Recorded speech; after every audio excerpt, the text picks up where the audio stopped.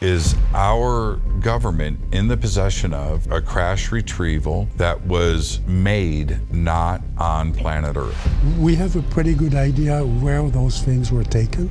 It's not a secret anymore that those things have been retrieved. They've been retrieved all over the world by special teams. They've been taken to the best labs. The Ukrainian researchers said, we see these UAP under all kinds of visible conditions, a lot of the time in lots of different locations.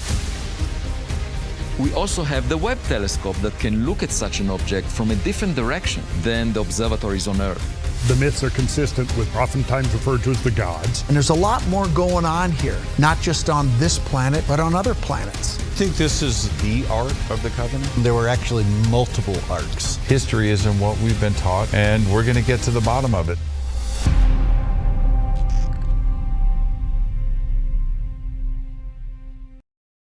Thanks for inviting me into your home, your long-haul truck, RV, camper, taxi, your parents' well-appointed basement with the simulated wood paneling, electric fireplace, and the painting of dogs playing poker, your loft, that greasy spoon just off the interstate, and your cabin in the woods.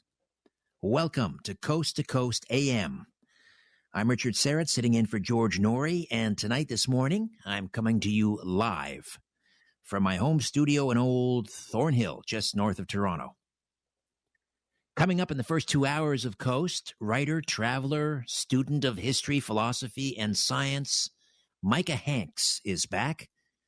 Micah is the co-founder of The Debrief, a terrific website dedicated to far future technologies, space travel, strange physics that alters our perception of the universe, and of course, unidentified aerial phenomena. And Micah will be here to discuss the UFO or UAP, if you'd rather, question. Specifically, why, after more than 7 decades of UFO study, there remains no clear consensus on whether there even is a phenomenon. Why doesn't the scientific and academic community take this subject seriously? In July of last year, the Deputy Secretary of Defense established the All-Domain Anomaly Resolution Office, AARO, an office within the United States Office of the Secretary of Defense that is supposed to investigate unidentified flying objects and other phenomena in the air, sea, and or space, and or on land.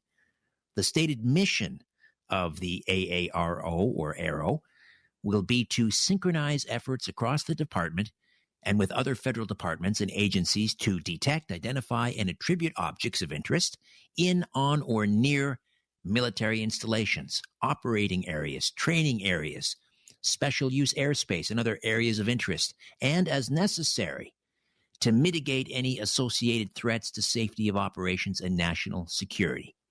This includes anomalous, unidentified space, airborne, submerged, or even transmedium objects.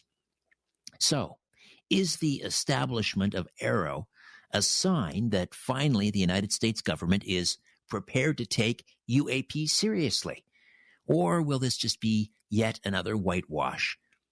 I'll also get Micah to weigh in on a number of fascinating tech stories, some of which were covered recently at the Debrief, including a potentially revolutionary system designed to use human brain waves to control robot dogs, and how it's ushering in a new era of battlefield technology based on a form of AI-enhanced telepathy.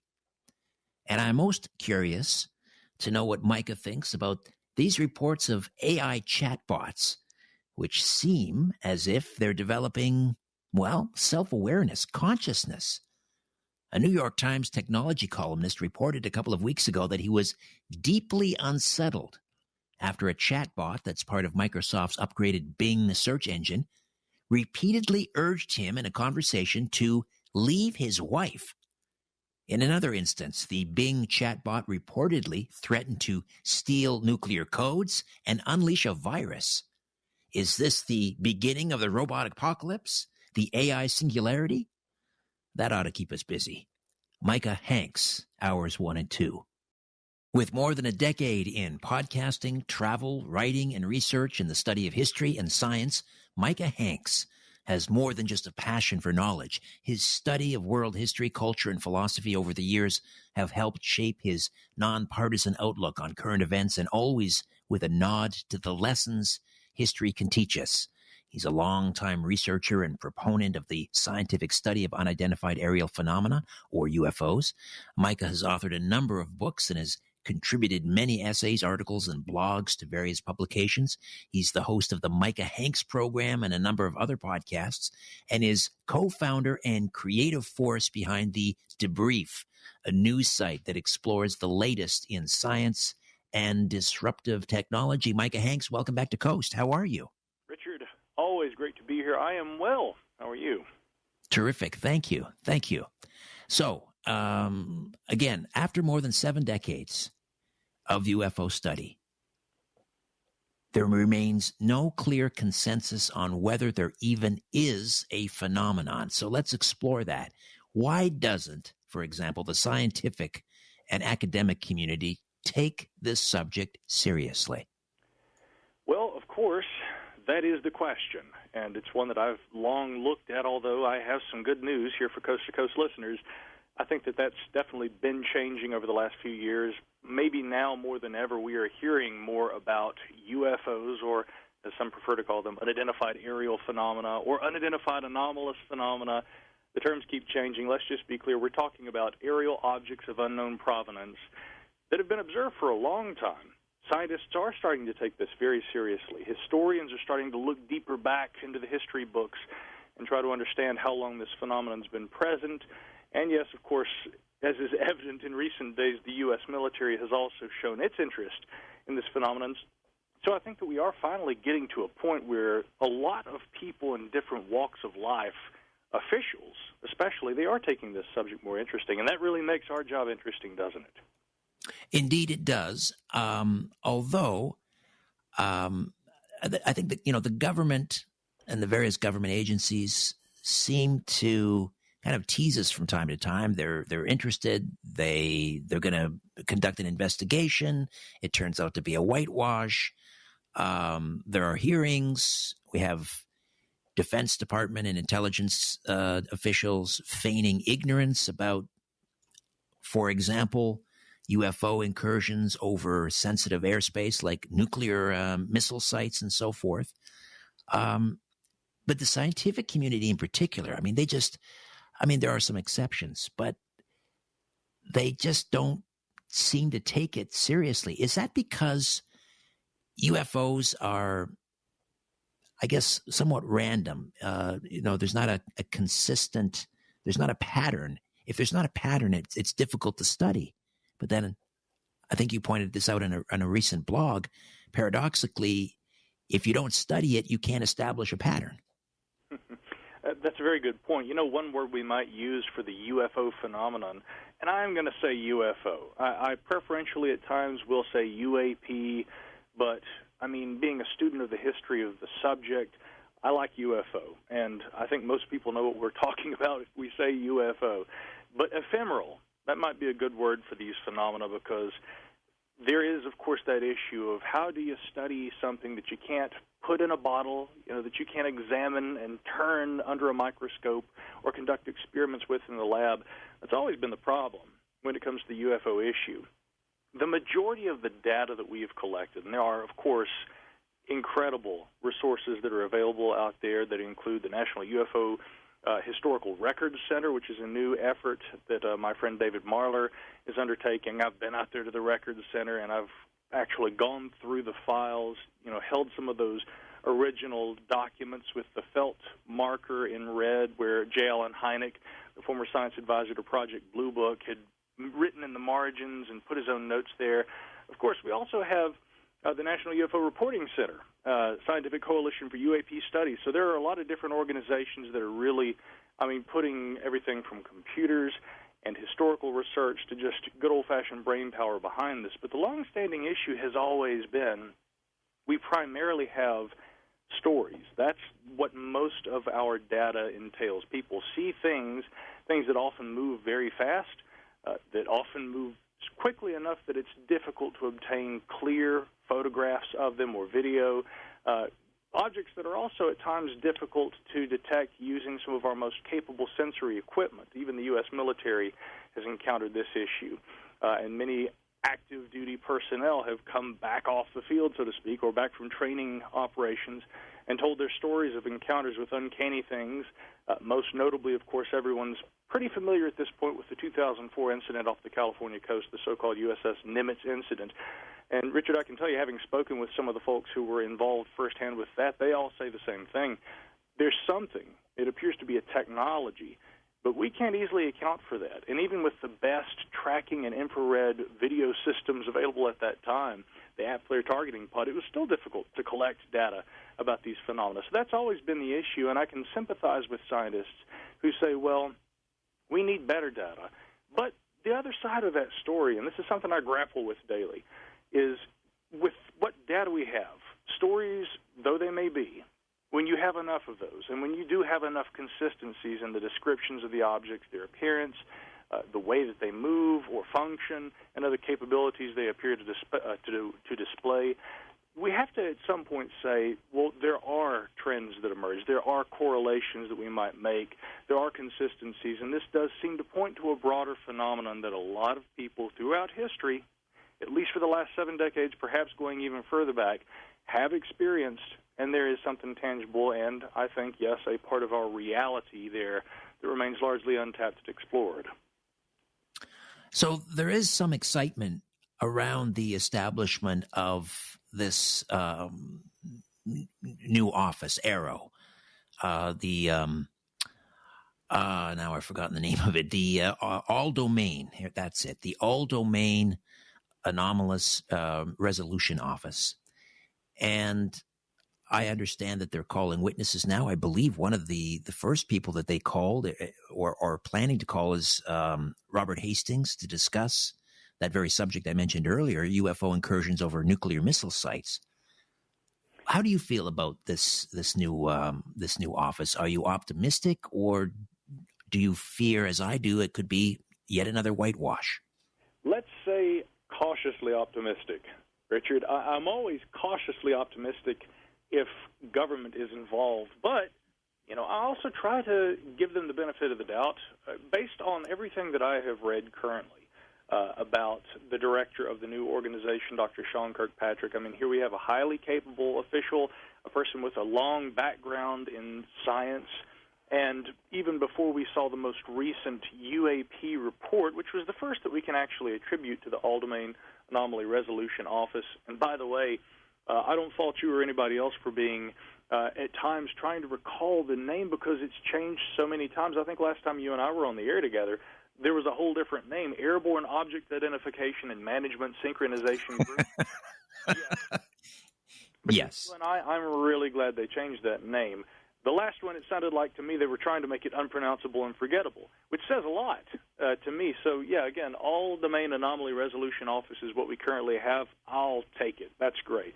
But coming back to the program and some of the people that you mentioned there, Robert Hastings, of course, who's the author of a book, UFOs and Nukes, it has come up several times in this dialogue that I'm aware of in recent days that officials, like, for instance, Lou Elizondo, and others are very aware of that work that Robert did. I interviewed Mr. Hastings years ago and have corresponded with him several times thereafter. I'm sure you have as well, because this is, I think, this should be considered cornerstone research when it comes to the UFO or UAP topic.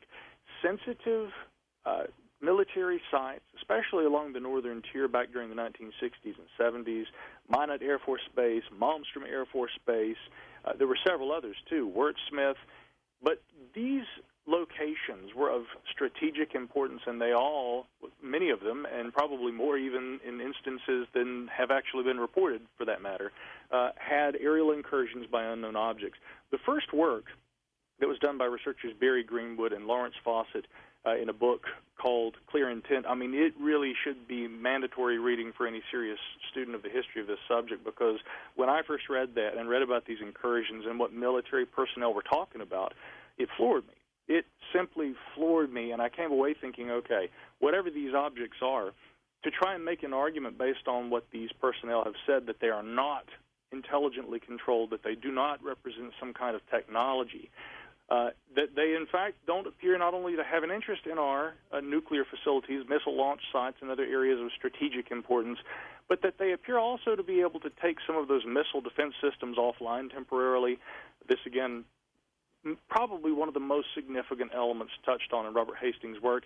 Yeah, that's definitely a concern. It's obviously the kind of challenge to national security that was described in the 2021 ODNI report on UAP. So in recent days, hearing that Robert Hastings and also that Robert Salas and other individuals who have been involved with, who were personnel there on the ground during those incidents, or researchers who have helped to bring that information to light, that they have come to the attention of AARO and Dr. Kirkpatrick, that is very promising, but we have to wait and see where it goes from here.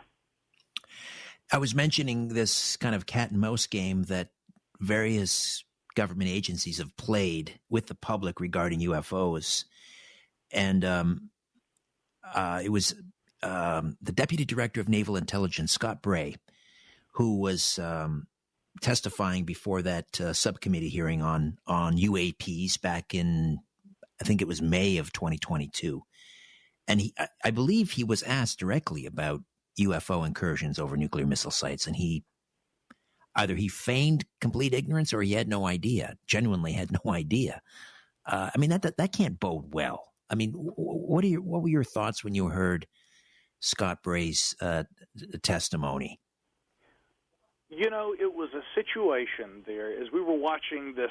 I mean, let's face it, that was a historic moment where we have these open hearings on UAP. Reporter Leslie Kane had been there in the room, and I spoke with her recently, and of course she having co-authored that article back in 2017 that really kind of brought attention back to all this, and not only just the UAP or UFO subject, but also the fact that the Pentagon had been very quietly looking into this, even despite the fact that the official position, as stated at that time, at least at the time that these programs were running, the stated position on the DoD website had been, we no longer look at this. You know, our interest ended back in 1969 with a little program called Project Blue Book, which it was actually the longest-running systematic study of UFOs conducted by the United States government, and as far as we know, any government really. But many would also say it had distinct limitations. That was one of those grievances that had been aired by none other than J. Allen Hynek, too. So seeing these congressional hearings, yeah, it was historic, and it was good to see that. But I can't say I was surprised, Richard, that some of the officials who were participating, Scott, who you mentioned there, when asked about some of these incidents that occurred at these strategic sites, he didn't seem to have any knowledge of that. But then again, of course, you know, being someone who is obviously fairly new to that subject as he is, he's not, let's face it, a history student when it comes to UFOs like you or I. I spend probably most of my free time with my nose in a book or, you know, scouring the web looking for historical information that I can find on this subject, any and all, when I'm not going through actual documents with guys like David Marler. Micah Hanks is with us, and we're exploring the UFO question. Why, after 70 years, is there no consensus on whether there actually is a phenomenon? We were discussing UFO incursions over nuclear sites before the break, and we were also talking about the establishment of the All-Domain Anomaly Resolution Office. And it's either, I may have been incorrect, I'm not sure if it was Robert Hastings or Robert Salas who they had called as a witness. Maybe both, I'm not sure. But so we were discussing some of Robert Hastings' work in this regard, and you mentioned the press kind of being somewhat dismissive of this amazing story that took place in the late 60s. Again, a UFO incursion over Malmstrom Air Force Base, taking missiles offline. That was in, 67, 68? Yeah, that general time frame is correct, although there were multiple incidents that occurred at various times. But again, I think that the primary one, again, 68. And also, you were correct about both Roberts being called, because Robert Hastings, the author, actually recently did a write-up over there at the UFO Chronicles talking about the fact that he had been contacted. Again, some of the leadership with AARO, according to the account that he provided, were made aware of his work. He was contacted and asked if they could, or if Mr. Hastings could assist in bringing together some of the individuals that he had worked with and interviewed over the years and help line up those interviews for AARO so that those individuals could speak on the record and that their testimony could be submitted. And this all, of course, in the furtherance of what was passed into law with the National Defense Authorization Act for fiscal year 2023 this year, where we have this so-called whistleblowers provision. In essence, that just means that now people in government who may have been under non-disclosure agreements or other kinds of prohibitive agreements that would have prevented them from coming forward and talking about incidents they were involved with, security issues, special access programs, things like that, that might have prevented them otherwise from talking about what they might know about UFOs and their involvement with that subject while working in government. A lot of them are going to now be able to come out and talk about that as a result of what was passed into law and mandated by Congress this year. So that is significant. Robert Salas, who had been, of course, a participant in that incident back in the late 60s, he has officially stated now that he has provided that testimony to AARO and has talked about that online. So I'm very glad to see that some of these people who, again, were part of historic events that, as we mentioned in the last segment there, during the congressional hearings last year, some officials apparently had no knowledge of. Thanks to those good UFO researchers out here in the civilian sector, and that information has been, of course, not only preserved for history, but now it's also going right before the officials who are tasked now within the DoD to look into these issues. It's about time, don't you think? Oh, I would say. I want to switch gears now, and first of all, give the listeners just a kind of the elevator pitch of what the debrief is all about, and they can find it at thedebrief.org. Well, if I were to have to give a elevator pitch, I'll first preface that, Richard, by saying, as you know, I am a student of the history of UFOs, and that's always going to be a subject I want to cover, something that I spend a lot of time personally looking into. It's not the sole exclusive focus of what the debrief team and I look at. We co-founded this website. Tim McMillan, a good friend of mine, N.J. Banias, Canadian journalist, and we co-founded this a couple of years back, and since then team members Chris Plain and Chrissy Newton have joined us. But we look at all areas of disruptive science and technology. We're going to be talking about artificial intelligence there at the debrief. We're going to be talking about innovative technologies that either the military may be using or that scientists may be using to help unravel the very nature of space-time and the cosmos.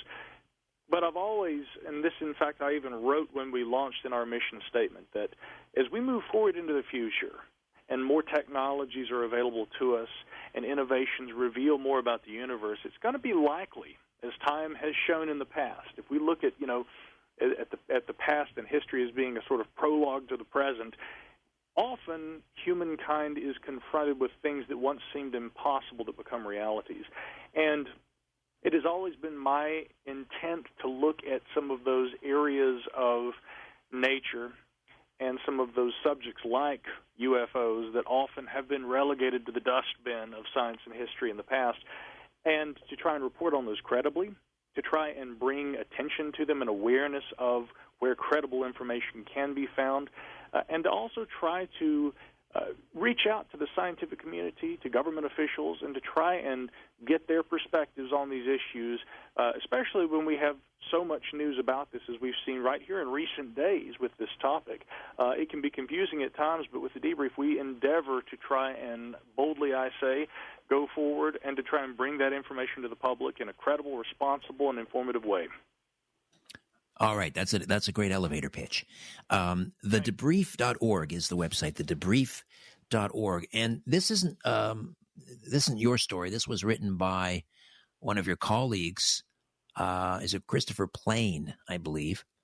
This has to do with, it's a new video that's been released by the Australian Army showing soldiers using a form of enhanced digital telepathy to control robot dogs. Talk about like just mind-blowing and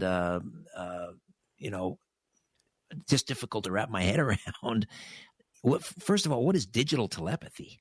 Well, this is has always been a subject that has fascinated me, and kudos to our science writer, Chris Plain, for always picking topics that interest me. And, of course, as the editor-in-chief of The Debrief, I have to read essentially everything that gets published, and I always look forward to Chris's stuff because he's just always pushing the boundaries.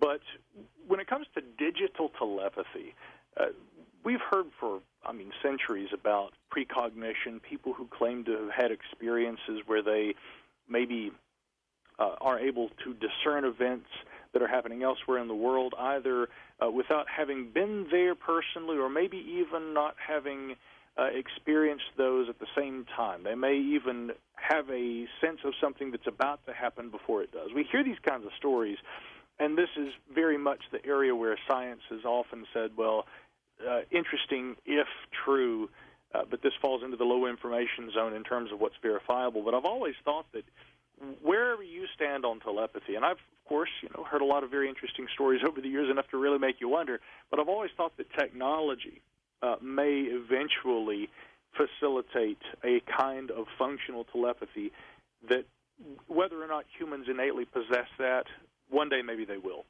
And we're moving toward that. Again, as Chris mentions in the article, Elon Musk, of course, has become famous and also controversial for his ideas about this, and technologies like the Neuralink, the idea of implanting technologies in humans that enhance biology. It's controversial because a lot of people would basically look at this and say, you're playing with God. It's just the sort of thing, though, Richard, that, of course, is going to interest militaries. And so in recent days, the Australian military has apparently been conducting experiments with the control of robotic systems, and these essentially resembling our four-footed canine friends. To quote briefly from an actual statement provided by Lieutenant Colonel Kate Tolinar, who's with what's called the Robotic and Autonomous Systems Implementation and Coordination Office of the Australian Army.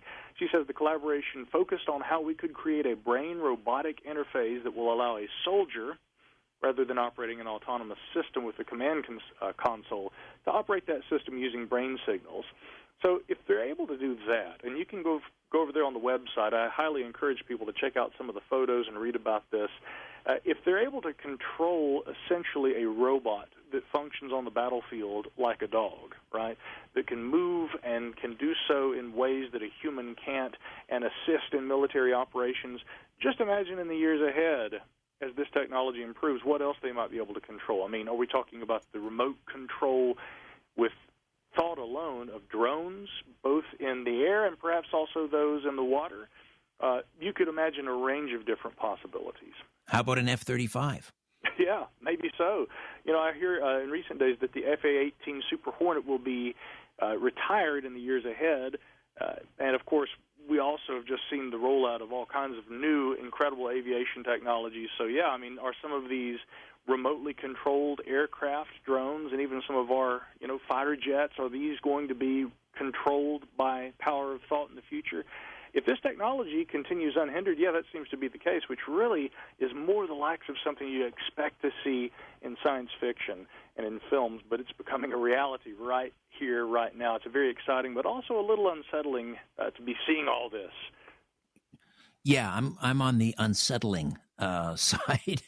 Do you think within our lifetimes, Micah, we might see wars basically fought almost strictly with robots? And I'm not talking about robots that are necessarily even tethered to a human being through some sort of a digital telepathy. I'm talking about totally autonomous robots that are operating with artificial intelligence, some sort of an algorithm, that sort of thing.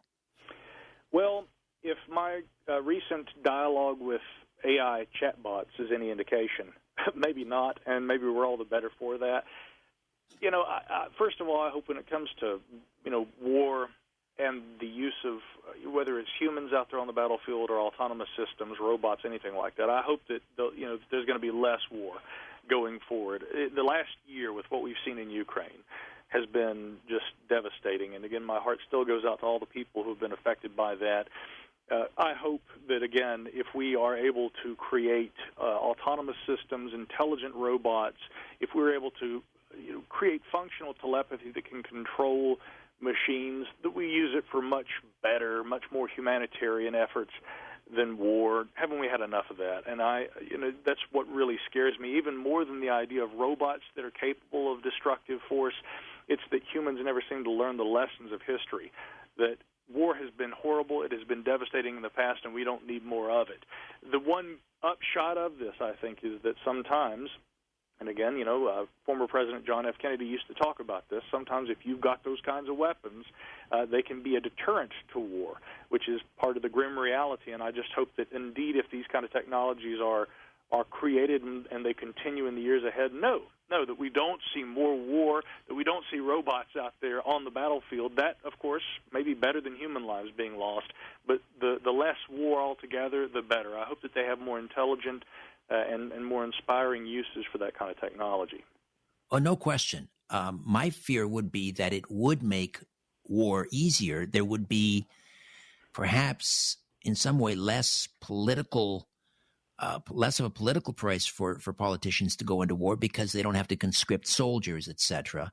Of course, there would always be civilian casualties, but it might make war in some ways an easier decision to make. It starts to sound kind of like, real-life chess, right, where you're moving pawns on a battlefield instead of having people out there. And again, I'm no war historian. I'm just somebody who really, like I think any person with a humanitarian mindset, who doesn't want to see that, especially after what we have seen unfold in Ukraine. And again, I got to give kudos to my good pal Tim McMillan, who's really led with the reporting on that there for us at the debrief and has provided some very interesting and insightful commentary, in addition to the kinds of reporting that Chris has provided for us. Chris Plain with this article about the Australian military and their efforts with these robotic systems. But again, I just would hope that whether if essentially world leaders have the capability of controlling robotic systems in the future, and it is tantamount to playing chess on a battlefield, I say why not just do it on an actual chessboard and be done with it, right? Let's be cooperative. Let's not engage in further conflict. Off the battlefield, the robot revolution. It's not. It used to be something we talked about 20 years ago. It's coming. It's in the distance. I can see it on the horizon. It's here now. We're starting to see. Well, for example, I think in Germany there's now at least one fully automated McDonald's over there. There's not a human on site. The burgers are flipped by robots. The deep fryer is operated by a robot. The money's dispensed by a robot. And they're talking about experts in this area talking about a huge, like almost unimaginable permanent job displacement that's going to come along with robots. If a job can be replaced by a robot, it will, and it's in the process of being replaced right now. But it seems to me we never had kind of a national conversation about this. Do we want self-driving cars?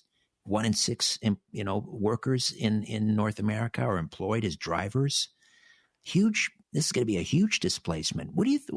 How do you feel about this robotic revolution? Are you optimistic about it? Are you fearful? I was talking about this earlier this evening with my friend Christina Gomez. She asked me a very similar question, and I said, look, 10 years ago, I had a pretty grim outlook. I'm a little less in that camp today. Right now, I am a little more hopeful, but I try to see both sides of the situation. The upshot is that if there are jobs that can be performed by robots or by algorithms, and those are the kinds of jobs that maybe humans shouldn't have to perform, don't want to have to perform, and that will thereby free their hands and allow more people to engage in work that is more fulfilling for them, that's good. The other side of it, too, is, of course, people being concerned about, because of the ease, the efficiency, and maybe also the cost-effectiveness, robots and robotic systems replacing jobs that people normally performed, which could have a negative economic impact. There are the natural concerns we have about, do we trust a robotic system that, for instance, if we have a self-driving car, that's driving us home, do we trust that vehicle to navigate safely enough and get us there in one piece? Now, again, the proponents would argue, and actually many studies at this point have shown that, generally speaking, autonomous vehicles that are controlled by AI can pilot safely and often do so more safely than humans. And yet, when there is an accident, people tend to get really concerned about a robot that is driving us home and an accident occurring. Even though that happens far less often than with human drivers, humans tend to react very differently when we see that it's a robot that was involved in that accident. It's almost as though we don't want to have to take ourselves out of the situation. We'd rather be piloting ourselves and know the risks, but also know that it's a human involved. And Micah, just sticking with AI for a moment, because talk about chilling. These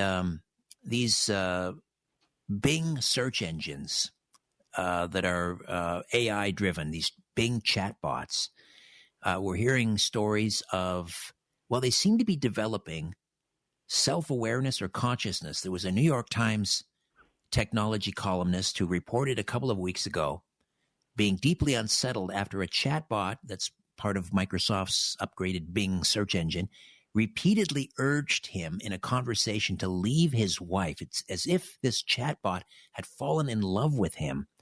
And there was another instance, the Bing chatbot reportedly threatened to steal nuclear codes. I mean, this to me sounds like the beginning of the AI singularity. What do you think? Well, lots to unpack there. And, of course, we have, primarily science fiction to inform us when it comes to these kinds of questions. By that I mean this. Yeah, a lot of us have gone out there and we've experimented with ChatGPT. I have too, and I'll give you a quick report on that here in a moment. But when we think about what could happen, right, the kinds of things that might occur on down the road in the years ahead, most of us, of course, have seen films. And this is one of the problems as we move into a future where technology is beginning to mirror the kinds of things that for decades we've all been familiar with from science fiction. Yeah, we expect to see the kinds of things that we've only had experience with on the silver screen. And so that can be problematic because I think it instills a lot of fear. Now, on the more hopeful side of things, I saw a recent demonstration of ChatGPT. Actually, it was my brother over the holidays a few months back who was showing me this. It had just come out, and he was, Caleb, my brother, was really excited and said, look at all the stuff that ChatGPT can do. It could write songs, on the fly. It could pull up information, historical information, by the way, about, for instance, UFO incidents. And so I thought, well, this could be interesting. This could perhaps be a research tool. What else could it do apart from maybe helping college students cheat on their homework? So after going home and experimenting a little bit myself, and I don't want to say I was entirely underwhelmed. I recognized the potential. I recognized the capabilities. But I also started asking some questions of not just that particular program, but actually a lot of the different AI programs. I thought I'm going to kind of compare and contrast between a few of them. And I started asking questions like, tell me about Area 51. Tell me about, all kinds of different things related to topics that I guess coast-to-coast listeners would be very familiar with. And what I found, Richard, initially was that, first of all, there was a lot of non-factual information. Incorrect, frankly, just completely fabricated information that these chatbots will give you back. And there are articles you'll read online that have talked about this. We've covered it a bit over there at the debrief as well, that a lot of the time these AI are designed to provide seemingly authoritative information, even if it's wrong. And so we aren't to a point yet where really, first of all, these computers can be trusted to give us valid information. So for those who are saying that they've had experiences with these chatbots advising that they leave their spouse or partner or things like that, I'm not too worried yet given the level of accuracy that they seem to display.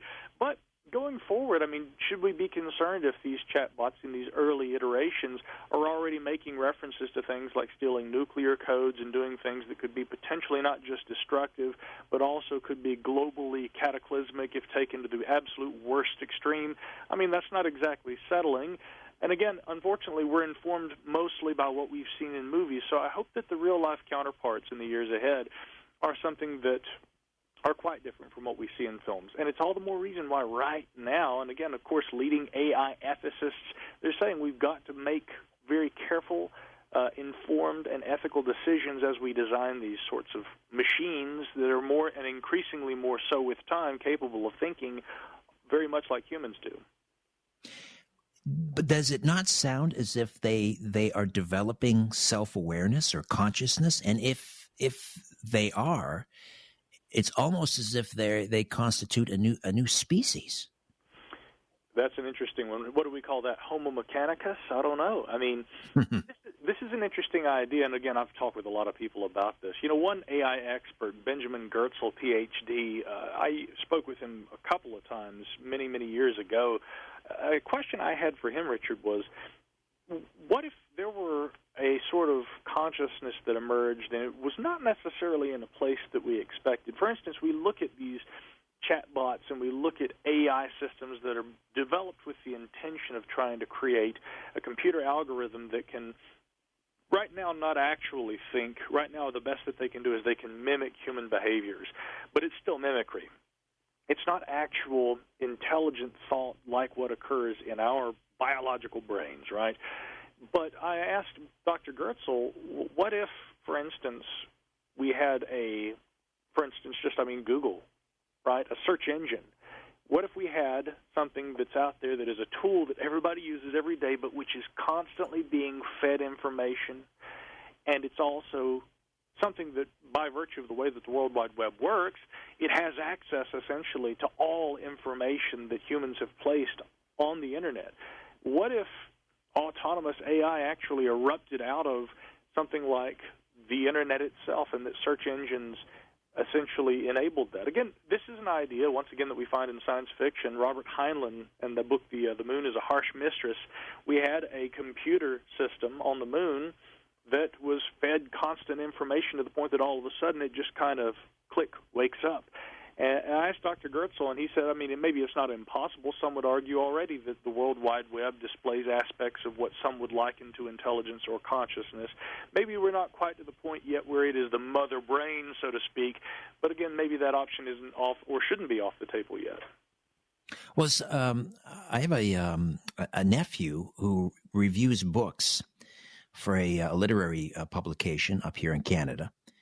And I can't remember the name of the author, but recently wrote a book talking about the emergence of artificial intelligence and robots with self-awareness, and how we now have to start thinking about, at some point in the future, almost a charter of rights for, well, what did you call them? Homo mechanicus or something?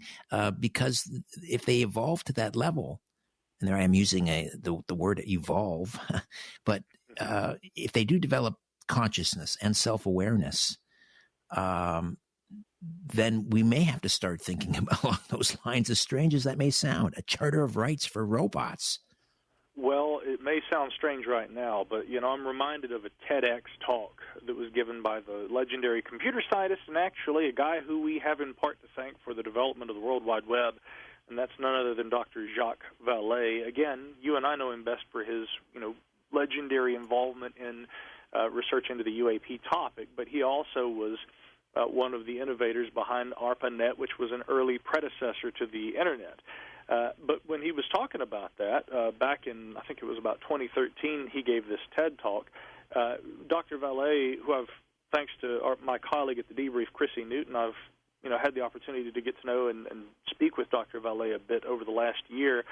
And that was one thing I mentioned to him. I said, in 2013, you were talking about impossible futures and things that have happened that at one time in human history would have seemed impossible, but that with new technologies become a part of our reality. AI and things like this are, of course, the first that come to mind. But during that talk, Dr. Vallée said, and this is it seems prescient, but it makes a lot of sense now that we know a degree about his involvement in the construction of a particular database that was associated with the Advanced Aerospace Weapons Systems Application Program, which was a DIA program that looked at UFOs, and the Capella database, which was a UFO database he built. But during that talk, he mentioned that in the years ahead, people, will they be surprised if they find that fast-moving oval objects have been moving through our sky and that the Pentagon had been collecting information about them? this is a good example, I think, of the kind of thing that might seem absurd to people if we go back to the early 2000s or the late 1990s, but which today everybody's very familiar with, and we hear about all the time, how the military's tracking unusual objects. What are they? Are they ours? Are they foreign adversaries, or could they be something more exotic?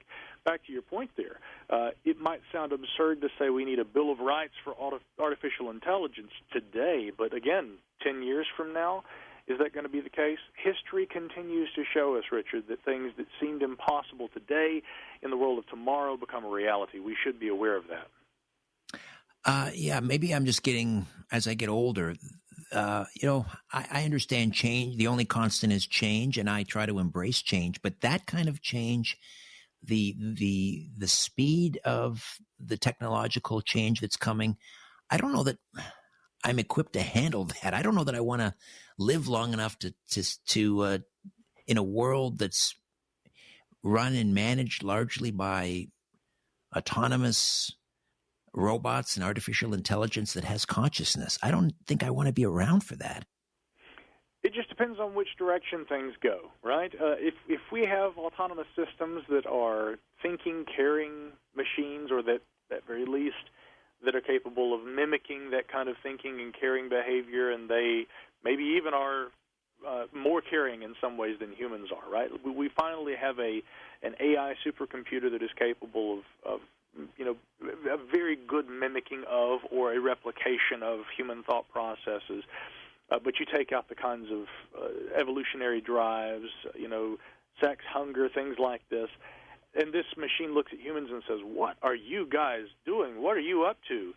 Love is the answer.